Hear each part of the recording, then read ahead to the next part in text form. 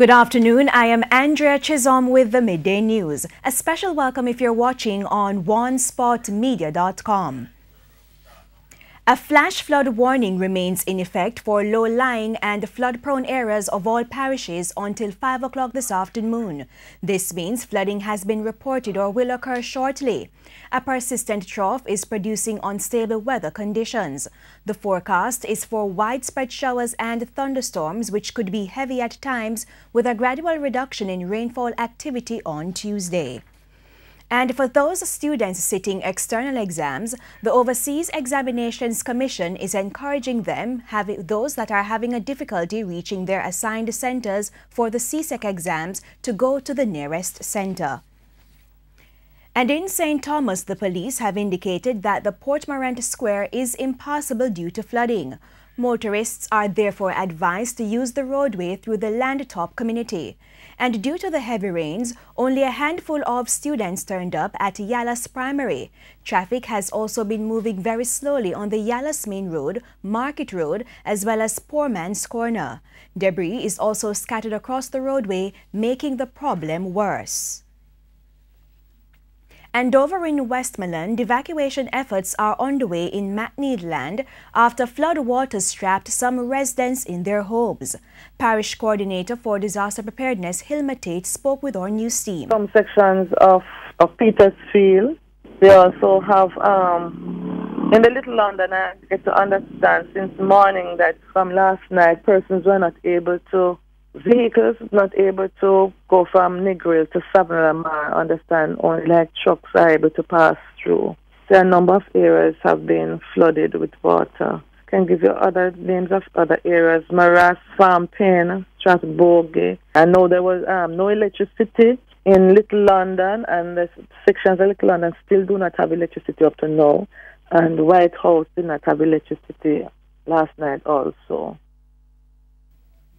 Due to flooding last night, the fire department also evacuated 2 residents from Grange Hill and 8 from Little London, Westmoreland. They were taken to the homes of relatives. Flooding was also reported in Strathbogie and Petersfield.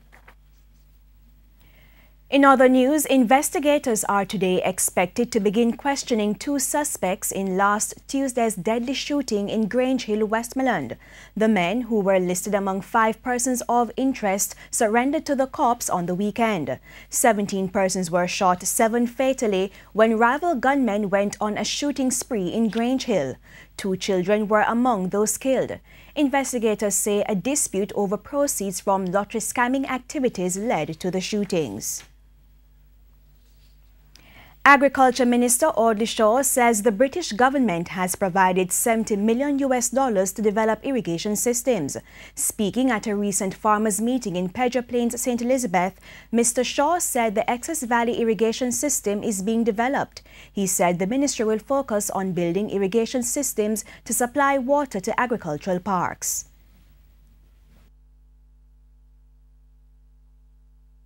My next target, we have agricultural parks across the country, from St. Mary to Portland to St. Catherine, Clarendon, and here in St. Elizabeth we have the agricultural parks, including down at Hounslow.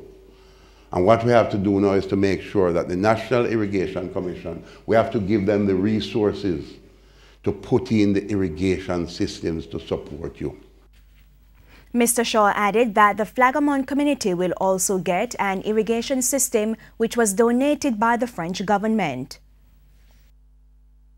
They are going to come to us in about a month's time because they have to do the feasibility studies, proper studies. So you'll see people going around and studying and ask questions of you and so on and so on. Be cooperative with them, give them information. Because the study is to put together a feasibility study to determine how much money we're going to need to put in a decent irrigation system for the farmers of Flagman. Raftsmen at the Rio Grande in Portland are again asking the authorities to help build a structure to house their rafting gear.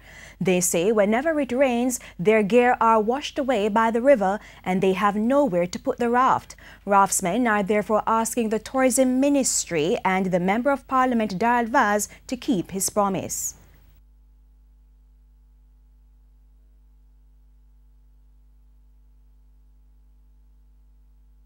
The promise they only make, but we not see no fulfillment. No, so I never get back to we, you know.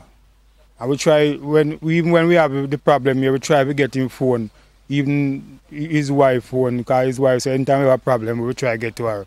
I will try many times to get to her, and we still can't get no contact with nobody. Well, right now, you know, to be honest with you, when the rain come, all we have to do, protect what we can protect. If we even protect them and river take them, we are the same thing again. We just still have to go rebuild.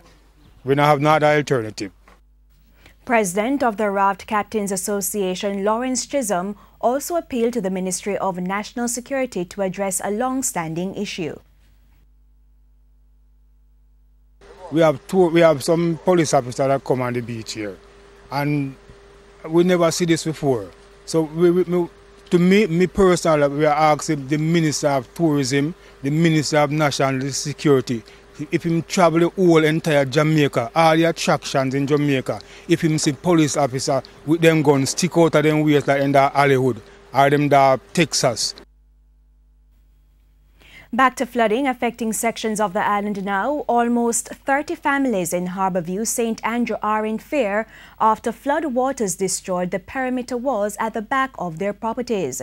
TVJ News understands that about 1 this morning, residents on Harbour Drive heard a loud rumbling. Water channeled through a gully behind their properties caused the earth to cave in, leading to a collapse of the perimeter wall. The Harbourview Citizens Association say they have pointed out the problem before and they are now asking the authorities to address the matter. Meanwhile, the Sir Florizel Gaspol Boulevard has been reduced to single-lane traffic due to silt and stone. Head of Operations at the Police Highway and Traffic Division, Superintendent Courtney Kubri, provided an update.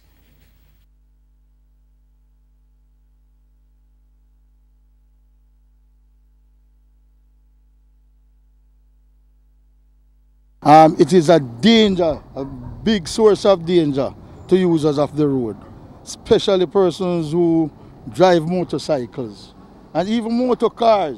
Can you imagine the extreme left lane here is filled with this, and if persons come upon it, you will surely have an accident. Meanwhile, the city engineer at the Kingston and St. Andrew Municipal Corporation says silt from the mountains have been a source of problem for the corporation. And in news overseas, there's a possibility that U.S. President Donald Trump could invoke the Fifth Amendment to avoid testifying in the Russia investigation. Details from the CNN. They don't have a case on collusion. They don't have a case on obstruction. I'm going to walk him into a prosecution for perjury like Martha Stewart did? Rudy Giuliani ratcheting up his defense of President Trump and his criticism of the Mueller probe, suggesting that Mr. Trump could defy a potential subpoena to testify before the special counsel. We don't have to. He's the President of the United States. We can assert the same privileges other presidents have.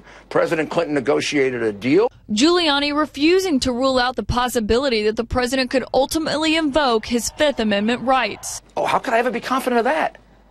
When I'm facing a situation with the president and all the other lawyers are, in which every lawyer in America thinks he'd be a fool to testify, I've got a client who wants to testify. Please don't. He said it yesterday. And, you know, Jay and I said to ourselves, my goodness, I hope we get a chance to tell him the risks that he's taking. This despite the president's repeated criticism of that legal move. The mob takes the Fifth. If you're innocent, why are you taking the Fifth Amendment? And in sports, Holy Childhood High are still in a celebratory mood after lifting the ISA schoolgirls basketball title on the weekend. It was the narrowest of victories, but in the end, the scoreline hardly mattered as the champions eked out a 55-54 win over the Queen's School in the final played at Calabar. The Halfway Tree Road-based school went to work early and led 17-9 after the first quarter. But they lost momentum in the second quarter and at halftime found themselves trailing 23-28. However, they rallied in the third quarter to lead 41-40 and held on for the razor-thin victory. Martha McGregor led the scoring for Holy Childhood with 18 points and 10 rebounds, while Brittany Mitchell supported with 15 points and 18 rebounds. Abigail Sutherland scored 15 points for the Queens. McGregor won the MVP award and said she rode out an emotional period when the pressure of the game threatened to take its toll. I feel very proud of myself. I never thought I could do it, but with my coaches and my team, I did it, and with the will of God, I did it. I've got a lot of hard work. I train on weekends. When there is no training, I'm always at training. I always stay back after training with the assistant coach, work on my game, and it's come a far way. And while Holy Childhood's coach Anicia Smelly hailed the mental toughness of her charges, her Queen's counterpart Donald Bimo blamed his team's inability to recover from a poor third quarter. A very good match. A difficult one, but really, really good. It took more mental work than physical work. From the tip off, but our girls stuck with it. They kept their minds right. They were calm, kept their composure, and straight to the finish. We got the victory. Well, we kind of lost focus in the third quarter, which gave this Holy Child team some momentum. I guess we got complacent going into the half with a lead, because the first two times that we played this team, we were behind up until the fourth quarter, where we were able to raise up the game. This time we relaxed a bit, and that gave the Holy Child credit to them, and momentum going into the fourth. President of the Jamaica Chess Federation, Ian Wilkinson, has been invited to run for the presidency of the World Chess Federation. Wilkinson made the revelation as he spoke of the local chess federation recently becoming one of 4 associations to gain membership to the Jamaica Olympic Association. Worldwide in the past 20 years approximately, and before, but especially the past 20 years, that I have been invited to run for president of the World Chess Federation. This accomplishment, by being inducted in the Jamaica Olympic Association, will further serve as a big boost for such a campaign if I decide to pursue it. The Jamaica Darts Association has also officially become a member of the Umbrella Sports Organization, and Secretary Carol Cheese says it gives them the impetus they need to go for their ultimate goal. We are going to be meeting with our other counterparts in the Caribbean, and I'm sure that we'll all be making a push towards having the sport become an Olympic sport. 4 new sports, including skateboarding and lawn bowls, were added to the JOA's list of members to take the overall number of sporting associations registered with the JOA to 41. And that's the Midday News. I'm Andrea Chisholm. Do remember to join us at 7 for the Primetime News Package. On behalf of the news, sports and production teams, good afternoon.